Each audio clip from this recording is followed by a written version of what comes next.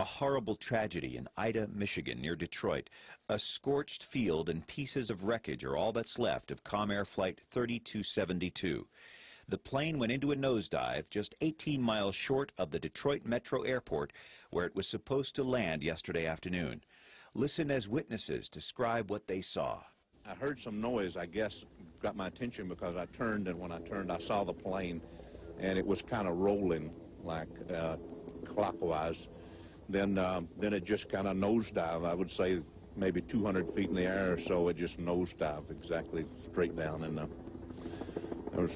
there was a big explosion. I could hear it, and I could feel the shake, you know. I seen it hit the ground. I seen a big mushroom cloud of smoke come up in the air about 200 feet, and then a big ball of fire just followed up. And it was very devastating to watch. Rescuers and investigators rushed to the crash site. They used the last hours of daylight to search for clues as to the cause of this terrible crash. And back in Cincinnati, Comair representatives already beginning the task of trying to pinpoint what went wrong. Air traffic control lost radar contact at 3:56 p.m. We have begun a research of the maintenance logs of this aircraft and have found no irregularities. The plane that crashed is an Embraer 120 called the Brasilia because it's made in Brazil. Comair bought its first one of these twin-engine turboprops in 1988. It's a fast plane that allowed Comair to expand its market. The airline's 40 Brasilias account for nearly half Comair's fleet. This is the first accident of this aircraft type in Comair's history. But the Brasilia has been involved in 4 fatal crashes, killing 67 people. Frequently, the cause was propeller problems. In 1991, a Brasilia operated by Atlantic Southeast Airlines crashed near Brunswick, Georgia, killing 23 people, including former U.S. Senator John Tower. Propeller malfunction caused the crash. In August of '95, 10 people were killed when a Southeast Airlines Brasilia crashed in a hayfield near Carrollton, Georgia. A blade broke off the engine. After that, the FAA ordered inspections of all Embraer planes.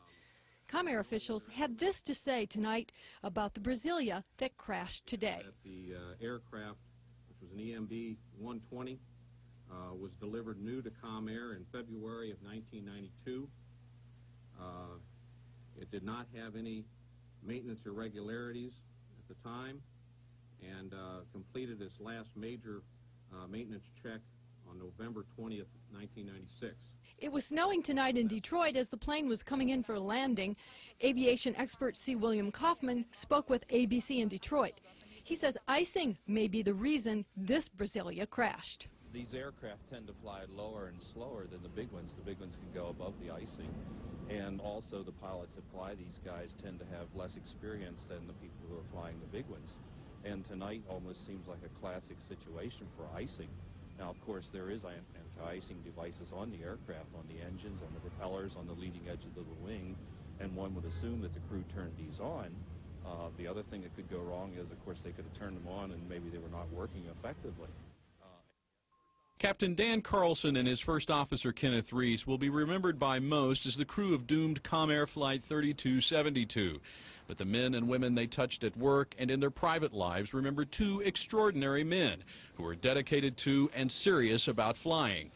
Jack and Gene Richter lived across the street from Kenneth Reese in Fort Wright. He was the kind of a guy that you would be happy to have move in your neighborhood. You would hope that eventually he would have a family and, you know, just make the neighborhood a part of his life. And Richter says Reese was a genuinely nice guy who always had a smile on his face. He was unmarried. FAA records show he had a clean medical record and no accidents, incidents, or enforcements to blemish his record. Captain Carlson's FAA medical and flight record is equally spotless. He was experienced and highly trained. The captain was very experienced. In fact, he was an instructor pilot, or is sometimes called a training captain. Carlson had flown 7 years for Comair. Co-workers describe Captain Dan Carlson as an intelligent and highly skilled pilot, but their descriptions go far beyond his flying skills. All describe a man who was friendly, caring, and to quote one, a breath of fresh air. Carlson lived in rural Grant County with his wife Barbara. Aside from his love of flying, he was an avid computer buff. Dorinda Ogden Nilsson loved to fly. Her mother, Ruth, who's with her in this picture, sometimes worried and wished Dorinda had a different job. Her aunt and grandmother talked with us today. Quiet, unassuming, always had a flashing smile. Lola Bernard told us what she thought when she heard a Comair plane went down. You knew it had to be somebody's loved ones, but you don't want it to be yours. She watched this videotape of Dorinda's wedding today. She was married to Rich Nilsson for 4 years and lived in Lexington. Dorinda grew up in Fort Thomas and graduated from Highlands High School, but she and her husband Rich lived in Lexington the past few years. She'd drive up here to catch our Comair flights and visit her parents, who still live nearby.